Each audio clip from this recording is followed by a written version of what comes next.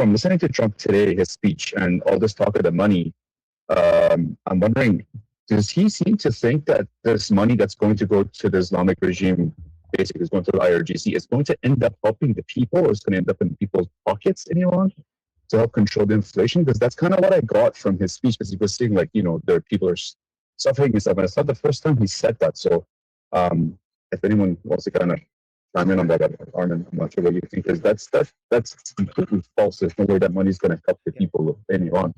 But the opposite. Okay. By the way, Raham, your mic is terrible. Sorry, and maybe you should move Oh, it. Yeah, sorry. move it. Yeah, it's okay. It's okay. You don't need to say that, but you could also move it away from your mouth. Just really short, short answer because of the audio issue. Was he when he was saying that? Was he talking about the 300 billion or the 24 billion? The 300 billion is the one he was talking about, and before he's talked about like releasing funds or talked about thinking about releasing funds possibly in the future because the people are suffering and their economy is collapsing. So the $300 billion, which is again, nothing has happened. The MOU is not the MOU. Signing the MOU does not mean any of this is going to happen. But if it does happen, the 300 billion is meant to be private companies investing in private businesses in Iran. If the economy of Iran opens up to the world, right? It's not the $300 billion that is going to be given to the IRGC. And honestly, if that happens, it will shake the entire foundations of IRGC, right? It would be a path towards getting rid of the Islamic Republic if that happens. It's really hard to do anything. Yeah, go on. Yeah, because there's no way that any of the cent of that would be going to help the Iranian people and their financial situations. Like even that, because he kept saying like, it's the Iranian government's money. That's what he kept saying today. He kept saying it's their money, it's their money. Like, okay, we get it. We know it's their money that U.S. has or all the Virgin Gulf states have. I don't know who has that money as well, or like the funds that are going to be invested in Iran. So I think he's mixing a few different numbers, like because they did take over a bunch of the oil exports, and then they didn't give the money back to the Iranian government, right?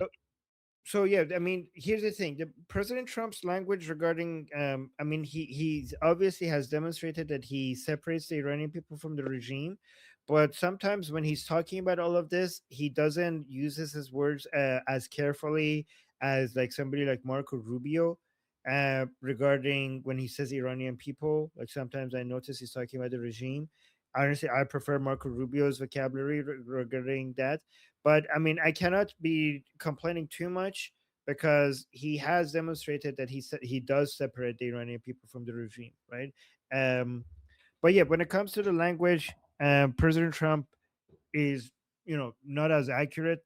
Uh, he's chaotic, as people say. He's all over the place with what he and honestly, like I might not prefer it, but some people might point out that that helps being confusing. He's ambiguous. The ambiguity confuses the enemy as well. But if the language that I think is accurate regarding the Iranian people and the regime and what helps the Iranian people and what hurts the regime, the most accurate language usually comes from Marco Rubio. So again, every time you want to make sense of what President Trump is saying, his fans are going to be like, well, this is a strategic way of trying to confuse the enemy, and some people, the people who are against what he's saying, will be like, no, he's just dumb and he doesn't understand what's happening. And yeah, so these are the two takes that people have. Yeah, it was just confusing to see what he was referring to today. So I guess we'll have to wait and see. So anyway, thanks. So I mean, whether this is 5D chess or misunderstanding, I think we all agree that it's ambiguous, so we can't know, right? But go on, Danny. Yeah. Next response, Jose. Okay, 2 points. First of all, about the 300 billion. Guys, have you ever thought that maybe this deal is also an offering to the fall of the IRGC, and that money will be going to Pahlavi investments? Because I agree with you, Armin. Ain't no way the IRGC is going to take that money and split it among the people and help the people. They're gonna split among themselves. Okay, so isn't that really, in a way, an offering? I can see it being part of an agreement, and if the IRGC doesn't keep it, their word, taken away. But it's always there to hand back to the Iranian people when they have a duly elected government, with or without Pahlavi in charge. I'm saying that because that's the tone of voice that Pahlavi also says. Okay, that's just me thinking. Well, I mean, I don't think it's going to go to Pahlavi because the private investments in private companies only work if there's no centralized command structure deciding where the money goes, right? And I think Prince Reza Pahlavi himself believes in free markets rather than a top-down approach on where the money should go. So I think what Prince Reza Pahlavi would want is to first get rid of the Islamic Republic, and then investments will come in to Iran after we get rid of the Islamic Republic. And instead of giving him the money, people would just go into Iran and find the private businesses that think is worthy of investment and just give it to those invest in those private businesses instead of giving it to him. And that's what I think he would be for. I think I don't think he's going to be short on cash because the transitional government is going to be having access to Iran's oil and gas revenue, and the government will we want the best way to get Iran's become prosperous is from the bottom up rather than the top down, right? To just inject whatever the economy needs into the people who are actually building businesses. That's what I think. But that's my view. You might be right. I might be wrong. Okay.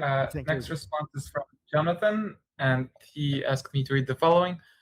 So wouldn't that end of the Islamic Republic start already on Friday when the MOU becomes public due to fictionalization and divisions? I think you mean factionalizations and divisions. Yeah. So with regards to that, I have some bad news, but also some context. So the bad news is that Ghalibaf has actually managed to get everybody in line on the negotiations, right? And in the past day or two, some fascinating thing has happened in Iran. So we had the Supreme Leadership Office come out and endorse Ghalibaf and the negotiations a few weeks ago, which made a lot of pro-regime Iranians think that is he okay? Is he alive? Like, are you guys messing with us? Have you kidnapped him? Stuff like that. And then yesterday and the day before, we had the most important leaders of IRGC, except Vahidi, come out and endorse Ghalibaf and the negotiating team and the negotiations. We had Ghani come and endorse it. We had Musavi come and endorse it. We had, who else was it? Abdullahi come and endorse it. I think Zolgad also came and endorsed it. Vahidi is missing. He didn't endorse it, so that's interesting. And also on top of that, guys, this is crazy. Okay, the spiritual leader of the Paidari camp, Mir Bagheri, came and endorsed the negotiations and asked for unity. The most like this is the people who are the most aggressive against the negotiations, their spiritual leader came out and endorsed the negotiations, right? So to me, it seemed like Ghalibaf has managed to win against all of them. They all are bending the knee to Ghalibaf. I have my views of what Ghalibaf has over these people, but from the four segments of the Islamic Republic, if you have IRGC, the Supreme Leadership, and the Paidari camp, and then the fourth one being Ghalibaf camp. These are the four segments of the Islamic Republic. The Ghalibaf camp right now represents the negotiation facing part of the Islamic Republic, which is historically the weakest part of the Islamic Republic. It's interesting that Ghalibaf has now, with some trickery, which I think I know what it is, has managed to turn that segment of the Islamic Republic, for at least for now, the most powerful, the strongest part of the Islamic Republic. That we have now the Supreme Leadership, the IRGC, and the Paidari camp coming out and kiss the ring of Ghalibaf. And so he has managed to somehow create some unity on this MOU and negotiating with the Americans for at least at the leadership level. But we have to see whether that will translate into the followers of all of these segments. And the best test for that, the best test for that, to see how much unity he has managed to create, is to wait for Khamenei's funeral and see what happens in the street between different segments of the regime supporters. That will be the biggest test. By the way, guys, I do see the super chats. Once the segment is over, I will read your super chats. But that's what's happening. So I don't know. I forgot what the question was. I don't even know if that answered the question. Did it answer the question? I think it did. My name is Armin Navabi. I'm an Iranian political analyst with decades of experience fighting the Islamic regime inside and outside of Iran. Make sure you follow me for more, and also make sure you join our discussion group. I'm there almost every single day. Come talk to me there and the rest of the people there in our group calls. It's a great place to meet and talk to people who like talking about politics. The link is in the description and or in the bio. You could also get there by scanning the QR code on the screen. See you there.